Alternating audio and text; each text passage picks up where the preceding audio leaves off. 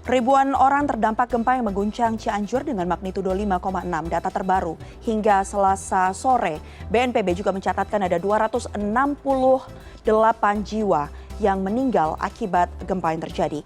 Dan untuk mengetahui kondisi terkini, kita sudah terhubung dengan rekan saya produser lapangan CNN Indonesia Adi Dwinanda yang berada di kawasan Cianjur, Jawa Barat. Adi, selamat malam. Sebelumnya Anda juga sudah mendatangi salah satu lokasi pengungsian yang ada di Cianjur, Jawa Barat. Bagaimana kondisinya di sana, Adi?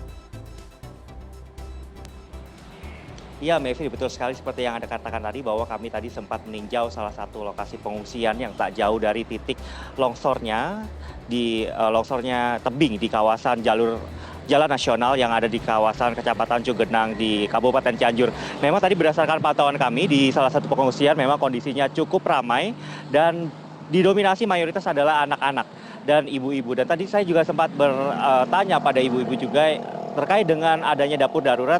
Ia mengatakan bahwa logistik untuk 3 hari ke depan ini dinyatakan aman karena memang bantuan terus berdatangan mulai dari logistik, kemudian baju-baju juga tadi berdatangan begitu, dan sehingga logistik dirasa aman untuk 3 hari ke depan. Namun memang kembali lagi ia ataupun masyarakat yang terdampak ini masih membutuhkan uluran tangan dari baik itu dari masyarakat ataupun dari pemerintah untuk membantu meringankan beban mereka. Karena tadi saya juga sempat mengunjungi pengungsian. Pada waktu saya mengunjungi pengungsian, saya sempat melihat tenda-tenda yang menurut kami tidak layak karena berbeda sekali dengan tenda-tenda yang seharusnya ataupun yang tenda-tenda yang diberikan oleh Kementerian Sosial begitu. Jika kita bandingkan dengan tenda yang diberikan oleh Kementerian Sosial, tadi kondisi jauh dari kata layak. Bahkan ini suasananya tadi baru saja diguyur hujan yang cukup deras.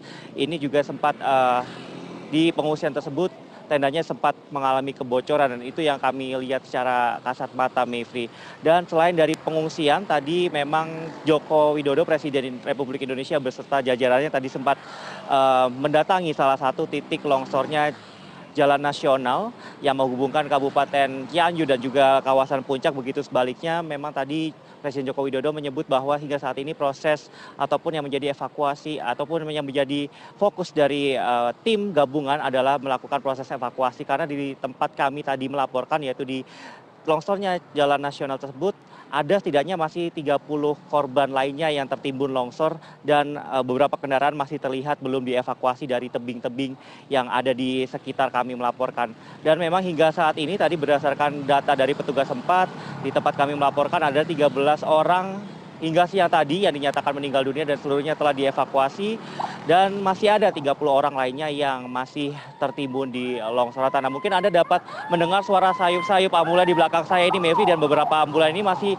terus lalu lalang di belakang saya. Ini menandakan bahwa proses evakuasi di atas sana, yaitu yang berada di kawasan Kecamatan Cugenang ini, masih terus berlangsung pada saat ini. Bahkan tadi pagi saya juga sempat mengunjungi salah satu tempat evakuasi, yaitu di kawasan RSUD Cimacan begitu, di mana di RSUD tersebut masih terus didatangi warga. Namun jika dibandingkan dengan kemarin, ini memang suasananya juga sudah cukup kondusif, hanya terlihat 1 hingga 2 orang saja yang mengunjungi rumah sakit tersebut untuk meminta pertolongan.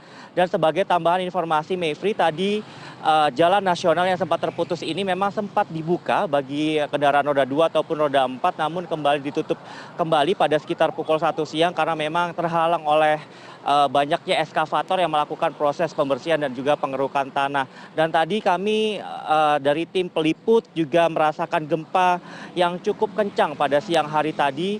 Ini juga harus menjadi perhatian bagi masyarakat yang ingin melintas, walaupun sudah diperbolehkan melintas walaupun terbatas dengan sistem buka tutup. Ini harus berhati-hati karena memang cuacanya hujan dan jalur tersebut adalah jalur lawan longsor, apalagi nanti jika ditambah dengan gempa-gempa susulan. Dan menurut dari keterangan pers dari BMKG, Kepala BMKG tadi juga menyebut bahwa nantinya gempa ini masih akan terjadi pada 4 hari ke depan karena memang ini adalah merupakan siklusnya.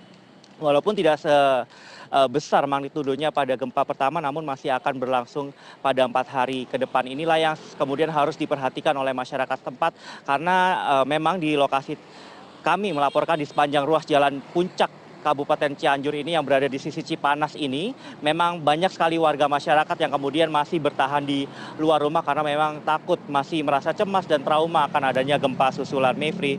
Baik, gempa susulan yang masih kerap juga terjadi di sana, kemudian juga tadi kita sama-sama menyaksikan bahwa ambulans masih berlalu lalang untuk terus melakukan evakuasi. Adi, tadi Anda sempat singgung sedikit, tapi perlu saya dalami terkait dengan hal itu. Lokasi pengungsian atau lokasi tempat warga mengungsi yang sempat Anda datangi begitu, seberapa jauh itu kemudian jaraknya dengan rumah-rumah para warga? Dan ini sudah menjelang malam, apakah kemudian warga ini memilih untuk tetap berada di sekitar area rumah mereka yang runtuh begitu, atau mereka memang memilih berada di area pengungsian? Iya, Mevri, betul sekali. Jika kita mencoba untuk berkira-kira begitu untuk jarak dari lokasi asal muasal dari para pengungsi ke tempat titik pengungsian ini memang lokasinya tidak terlalu jauh, hanya berjarak sekitar 10 hingga 15 menit saja, Mevri. Dan memang tadi saya juga sempat mewawancarai seorang warga begitu, ia mengaku ia kehilangan rumah dan beberapa warga yang mengungsi di tempat saya tadi datangi itu juga kehilangan rumah sehingga mereka terpaksa untuk sementara bertempat tinggal di pengungsian hingga mereka mendapatkan bantuan dari pemerintah untuk kembali membangun rumahnya. Dan mereka juga masih cukup trauma untuk kembali ke rumah. Oleh karenanya, Mevri, tadi juga masyarakat mengaku lebih memilih untuk tinggal di luar rumah sampai kondisi benar-benar kondusif, karena berdasar laporan BMKG juga potensi gempa-gempa dengan magnitudo kecil ini masih diperkirakan akan terjadi pada 4 hari ke depan, Mevri. Baik, itu artinya masih banyak juga warga yang berada di sekitar lokasi rumah mereka ya, walaupun memang bangunannya sudah mulai runtuh begitu, tapi mereka memilih untuk mendirikan tenda-tenda swadaya di sekitar area tersebut. Terakhir, Adi, bantuan apa kira-kira yang paling dibutuhkan oleh pengungsi saat ini dari lokasi yang tadi sempat Anda datangi?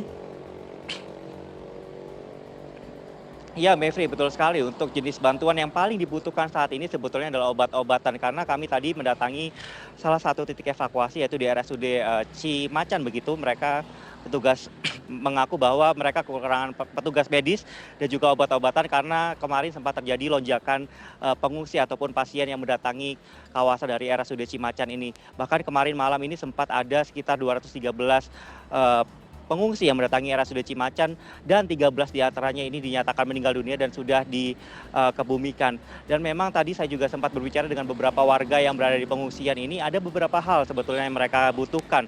Seperti misalnya logistik makanan, kemudian adalah makanan bayi, karena kita tahu tadi saya sempat memantau mayoritas pengungsi ini adalah anak-anak dan juga balita dan juga ibu-ibu, kemudian juga perlengkapan wanita, kemudian adalah seperti obat-obatan juga mereka masih terus membutuhkan, karena kita tahu, Mevri, mereka bahkan tidak tahu hingga kapan untuk bertahan di pengungsian, sehingga logistik makanan ini menjadi hal yang cukup mendasar yang dibutuhkan mereka hingga saat ini.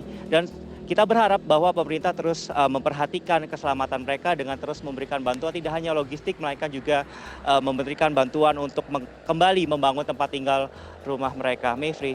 Ya, baik, yang pasti diharapkan seluruh korban ini bisa langsung mendapatkan penanganan semestinya ya dari pemerintah dan juga pihak-pihak terkait. Terima kasih banyak atas laporan Anda, Adi Dwinanda, yang melaporkan langsung dari Cianjur, Jawa Barat. Selamat kembali melanjutkan tugas Anda, tetap sehat dan juga selamat berada di sana. Terima kasih, Adi.